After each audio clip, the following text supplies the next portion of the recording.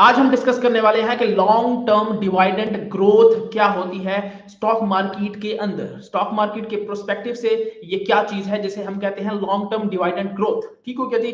तो उससे पहले हम थोड़ा सा रीड आउट करते हैं। Let's dive into reading first.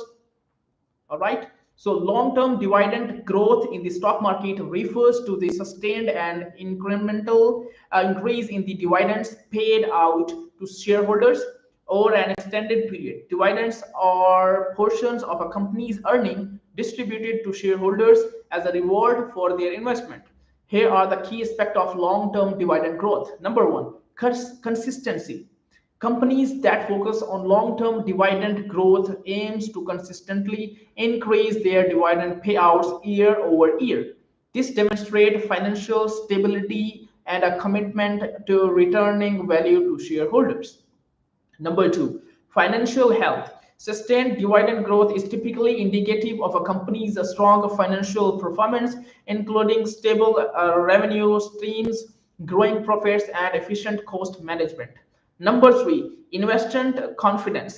Reliable dividend growth builds investor confidence as it signals that company is not only profitable but also expect to continue generating sufficient cash flow in the future.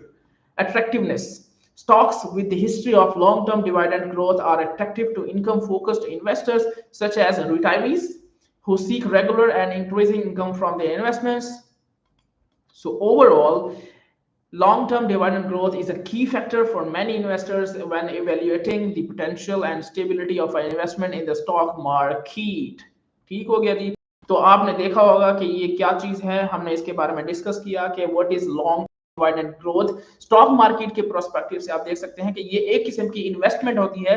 For example, आप कोई insurance company है, insurance company को ये है कि आप invest करते रहते हैं, उनको पैसे देते हैं per month per year investment करते हैं, और इन दी हो सकता है कि कोई कल को कोई इशू हो जाए, कोई मसला हो जाए, कोई एक्सीडेंट हो जाए, तो इसमें यह है कि आपको वो कंपनी जो है हेल्प आउट करती है। ठीक है, आपको पैसे देती है जो कि आपके ही पैसे होते हैं। उसमें काफी चीजें यह है कि आपको थोड़ा सा पैसे उसको एक्स्ट्रा करके देते हैं और आप उसको हेल्प आउट करते हैं आपकी उस सिचुएशन से निकलने के लिए।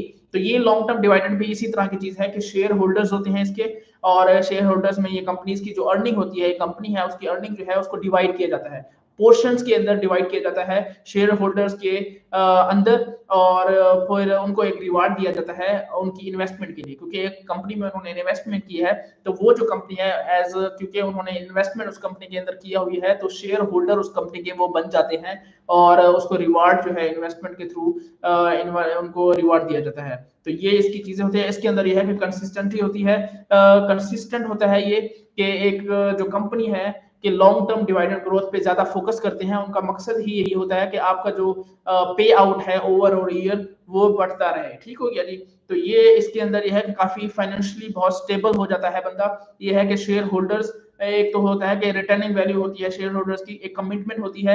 इसके अंदर यह है कि फाइनेंशियली आप स्टेबल हो जाते हैं, आपका पैसा कहीं नहीं जाता, एक पैसा आपका पड़ा हुआ है, और उसके अंदर यह है कि आपको कोई नुकसान के ज्यादा चांसेस नहीं होते। आप शेयर होल्डर भी बन जाते हैं और आपका पैसा कहीं ना कहीं इन्वेस्ट हुआ पड़ा होता है।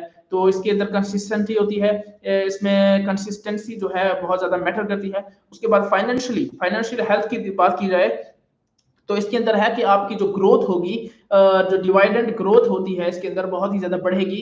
कंपनी का जो फाइनेंशियल परफॉर्मेंस है, क्योंकि आप सोच समझ के जो लॉन्ग टर्म डिविडेंड ग्रोथ होती है ये भी आप सोच समझ के इन्वेस्टमेंट करें, किसी बड़ी कंपनी के अंदर करें कि जो बड़ी कंपनी के इन्वेस्टमेंट की उसकी जो फाइनेंशियली परफॉर्मेंस है वो बहुत ही अच्छी होती है। ठीक हो गया। जिसके ये है कि जिसकी वजह से ये होता है कि उसमें आप देख सकते हैं कि उनकी जो कॉस्ट मैनेजमेंट है कितनी एफिशिएंट है, और उनका जो रेवेन्यू है वो कितना स्टेबल है, उनके प्रॉफिट्स कितने ज्यादा ग्रो कर रहे हैं। ये सारी चीजें उसके अंदर फाइनेंशियली बहुत ही ज्यादा स्ट्रॉन्ग होता है और स्टेबल होता है। ठीक हो गया। तो उसके बाद इन्वेस्टर्स का जो कॉन्फिडेंस होता है उसके अंदर बहुत ज्यादा बिल्ड होता है। ठीक हो गया जी। तो इसमें यह है कि आपका कॉन्फिडेंस बिल्ड होगा, और कि सिर्फ इसलिए नहीं कि कंपनी जो है आपको प्रॉफिट दे रही है या प्रॉफिट हो रहा है, लेकिन ऑल्सो ये है कि जो कैश फ्लो है आपका फ्यूचर के अंदर वो होता है स्मूथ होता है। ठीक हो गया जी। और सफिशिएंट कैश फ्लो होता है। ठीक हो गया जी। उसके बाद अट्रैक्टिवनेस यही होता है कि स्टॉक जो है आप देख सकते हैं कि इसकी जो हिस्ट्री है, लॉन्ग टर्म डिविडेंड ग्रोथ की हिस्ट्री बहुत ही अच्छी है और काफी अट्रैक्टिव है, काफी सारे कस्टमर्स को अट्रैक्ट करती है। जिसमें इनकम फोकस्ड इन्वेस्टर्स होते हैं, जैसे कि रिटायरीज जो रिटायर हो जाते हैं, उनका काम वो ज्यादातर इस चीज पे फोकस करते हैं, जो कि रिटायर हो जाते हैं कंपनी से। तो जो लोग रिटायर हो जाते हैं वो इस चीज को ज्यादा प्रेफर करते हैं। और मजीद ये कि जिन लोगों ने ये चीज की हुई है, जो रिटायर्ड हैं ऑलरेडी, आप उनसे ये है कि मजीद उनसे ये है कि आप गाइड कर सकते हैं आपको, और मजीद गाइडेंस उनसे ले सकते हैं। आपको मजीद डिटेल के अंदर पता चल जाएगा आपको भी ये काम करना चाहिए या नहीं करना चाहिए। ये सारी चीजें आप उनसे डिटेल के अंदर डिस्कस कर सकते हैं और उनसे पूछ सकते हैं। ठीक हो गया जी। तो बहुत इस चीज के अंदर ये इसका जो की फैक्टर होता है इन्वेस्टर्स का, वो यही होता है कि इसके अंदर आपको काफी ज्यादा पोटेंशियल मिलता है। और दूसरी ये कि स्टेबिलिटी बहुत ही ज्यादा स्टेबल चीज है और स्टॉक मार्केट के अंदर। ठीक हो गया जी। तो ये इसके बारे में थोड़ा सा डिटेल में हमने डिस्कस किया।